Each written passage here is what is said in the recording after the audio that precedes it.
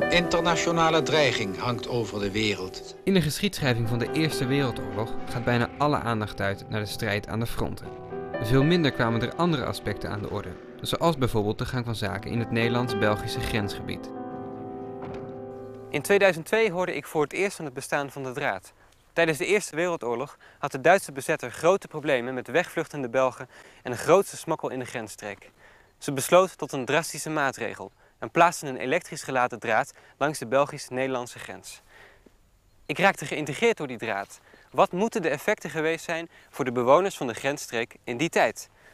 Geholpen door mijn vader besloot ik op onderzoek uit te gaan. En daarbij stuitte ik toevallig op een passage in dit boek waarin de situatie wordt beschreven van Klein-België. Een bijzondere enclave die bekneld raakte tussen de draad en de Belgisch-Nederlandse grens. De Duitsers hadden tevoren gezegd, oh die arme stommelingen. Waarom gaan ze niet uit de weg voor de stoomwals die hen verplettert? De stommelingen zijn dodelijk verschrikte mensen, waarvan een aantal in Nederland zijn toevlucht zoekt. De oorlog begon en Nederland was neutraal. En er kwamen veel vluchtelingen naar hier afgezakt om over de vaart te geraken tot in Nederland. Dat is maar enkele meters. Tijdens de oorlog kregen de Duitsers in de gaten dat er steeds meer mensen naar Nederland vluchtten, dat er steeds meer gesmokkeld werd en dat er ook wel eens af en toe gedeserteerd werd. Vandaar dat men de beslissing heeft genomen om maar van de eerste keer de hele grens vanaf Knokke tot in Limburg af te zetten. Die hebben dan een elektrische draad gespannen van 1000 volt. Als je eraan kwam, was het onmiddellijk gedaan. Hè? En aan die draad mocht je niet langskomen in geen 150 meters. Ik denk dat dat niet alleen een effectieve oplossing, maar een zeer drastische oplossing was. Want het smokkelverkeer lag volledig stil. Handel met Nederland was niet meer mogelijk. Een ander verkeer. Maar bij het plaatsje Sint-Laurijns was er iets vreemds aan de hand. In de driehoek Moershoofden, Kantijnen, Velpan viel er namelijk een stukje Belgische gemeenschap, weliswaar binnen de grens, maar buiten de draad.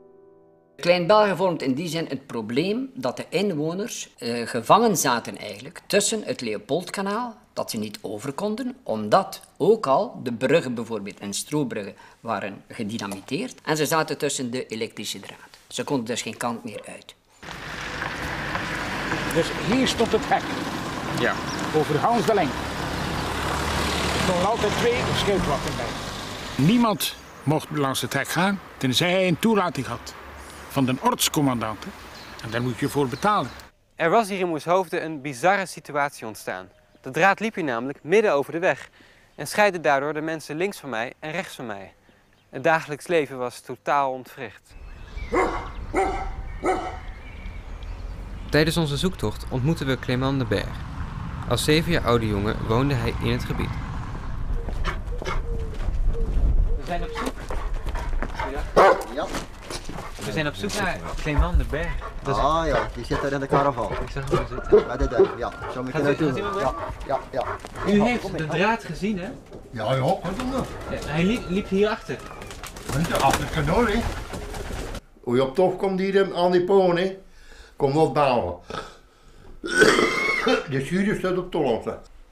Waar precies woonde u tijdens de Eerste Wereldoorlog? Hier 500 meter van. Tussen de Rode en de Rijs, nee. Daar noemden ze iets klein bouwen. Houden die is ook niet al afgesloten, nee. En dat worden al bouwen hier, hè. Toen aan de Rijs, nee. U heeft de draad gezien, hè, met eigen ogen? Ja.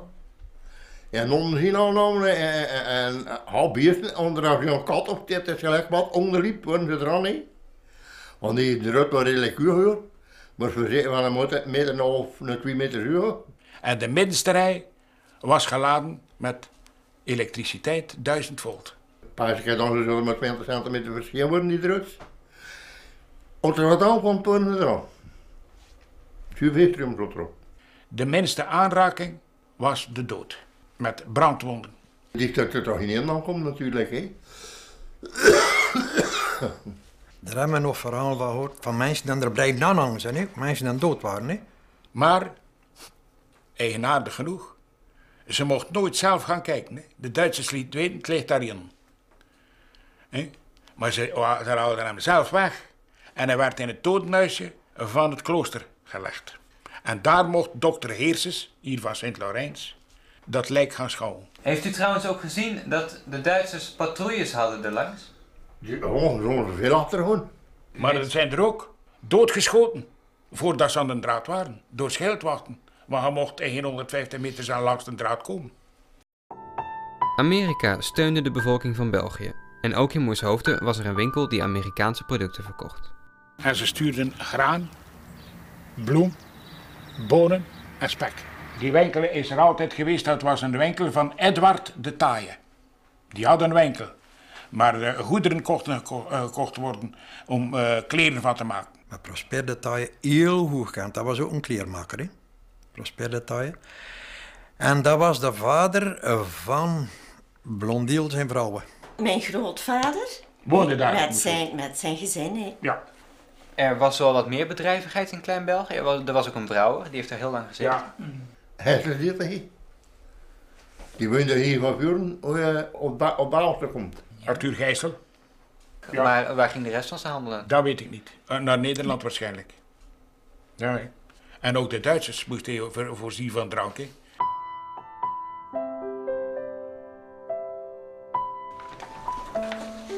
Ja, Dat is hier mijn pa. Hij was geboren in 1904, dus hij was 10 jaar oud als de oorlog uitbrak. Ja, maar dat is toch ook bij, maar ja. Ik pak dat ik hier dus wordt van ondersteun. Maar ja, ik heb maar niet meer dat kan. Want dat is zo lang alleen, hè. Die kinderen konden niet naar de school in Torp, maar ze konden niet over de brug. Dus er was een school op Moershoofden, in het fabrieksken. Ah, daar het fabrieksken, hè. Daar hebben we geweest altijd. Toen dat gedaan werd. Ah, dat was feitelijk geen school, hè. Dat was fabrieksken, hè. Maar ze trokken de vagel nog. Geen vagel. 2 van die dochters, die hebben ze aangesteld tijdens de oorlog om les te geven voor de kinderen die hier woonden. Ah, ja, maar dat waren twee gewone meiden, hè. Die hadden geen diploma of niet, hè.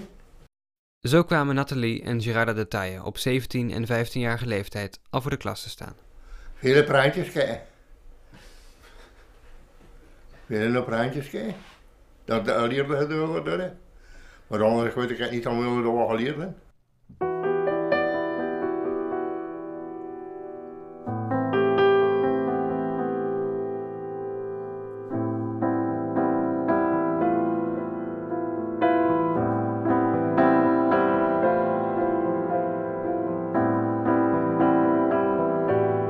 In Moershoofden woonden de mensen aan de draad. Hè. En op een bepaald moment is er een bericht gekomen van de Duitsers dat zij hun huizen moesten ontruimen. Iedereen op Moershoofden moest weg. En dat is niet gebeurd. En dat is waarschijnlijk te wijten aan het feit dat Karel de Meulemeester en Edward de Taaie en Arthur Gijssel en misschien nog mensen, maar daar wordt er niet over gesproken, dat besproken hebben met de Duitsers dat ze dat niet gingen doen. En ze zijn niet moeten vertrekken ook. En zo was het burgercomité geboren. Eduard de Taille, Karel de Meulemeester en Arthur Gijssel, die hier in dit huis achter mij gewoond heeft, sloegen de handen ineen om de belangen van Klein-België te vertegenwoordigen. Ja, waarom is hij verplaatst? Waarom is hij verplaatst, ja? Voor de mensen aan deze kant van de draad was de situatie het ergst. Want aan de ene kant konden ze vanwege de draad niet naar Nederland, maar aan de andere kant konden ze ook België verder niet in, omdat de brug over het Leopoldskanaal was afgesloten. Ze hebben dan gevraagd aan de Duitsers, mag die draad niet rechtdoor lopen langs de vaart? En de Duitsers hebben dat toegestaan. Maar ze hebben het wel zelf moeten doen en ze hebben er zelf moeten voor betalen ook. Ja, ik hier eerst in Ouder gelegen, hè, achter de strutten. We zijn hem op het kanaal gezet, hè. Nu de draad hier langs het kanaal liep, had het grote voordelen voor alle inwoners van Klein-België. Zo konden ze bijvoorbeeld naar Nederland om goederen te halen. Maar ook wat betreft kerkgang waren ze aangewezen op de Nederlandse plaats Ede. Schoenen kan kopen bijvoorbeeld. Dat heb ik nog gehoord van mijn schoonvader. Ze gingen naar Ede, naar de kerk. Ze werden in Ede gedoopt. En ze werden er ook, naar ik heb vernomen, begraven. Dus er was een regelmatige verkeer? Er was regelmatig verkeer. Ja. Zonder de twee tegen elkaar kaffietjes. Voor ons gebussen en wettogs. merendeel zal wel geheime cafeetjes geweest zijn. Dus Ja, dat kan ze ook, konden ja. zich wel amuseren. Ja, Hè, van de een naar de ander. Als je wist Iedereen waar dat had moest zijn. drank in huis. Tijdens het drinken van een Hollandse borrel, zoals het hier was. Hè. Van een Belgische borrel, dat bestonden niet veel. Dat waren Hollandse borrels. Hè. We vermoeden dat Klein-België uitgroeide tot een uitermate geschikte smokkelplaats. Goederen die namelijk over de Nederlandse grens waren gebracht, verbleven in een relatief veilig stukje België, van waaruit de oversteek van de draad, maar ook het kanaal, zorgvuldig kon worden voorbereid. ja, het was gemakkelijk. Hè. Karel de Meulemeester zijn huis stond in België. En zijn schuur stond in Nederland. Dus ze brachten alles in de schuur en hij bracht het naar België. Wie zegt er iets van? Smokkelaars die wilden blijven smokkelen. Mensen wilden blijven contacten houden met vrienden en kennissen of zelfs met familieleden aan de andere kant van de draad. En er werden dus allerlei middeltjes geprobeerd om toch maar over die draad te komen of berichten uit te wisselen op de een of andere manier. De brieven werden langs Nederland tot aan de draad gebracht. En daarover de draad gesmeten. Ja, ze hebben ook nog mensen geprobeerd om onder de draad te kruipen, met hat eronder te maken. Hè. Door polstokspringen avant la lettre, zal ik maar zeggen, met een lange stok probeerde men de draad over te komen. Men maakte ingenieuze toestellen, bijvoorbeeld openklappende tonnen waar men door kon kruipen. Men groef tunnels enzovoort. Het was natuurlijk een zeer gevaarlijk, want de minste aanraking aan de draad had de dood tot gevolg. We kunnen vaststellen dat de bewoners van Klein-België ondanks de draad geprobeerd hebben om er het beste van te maken. Maar het leert ons echter ook dat een dergelijke grensafscheiding weliswaar een vrij effectieve, maar vooral een hele wrede oplossing is.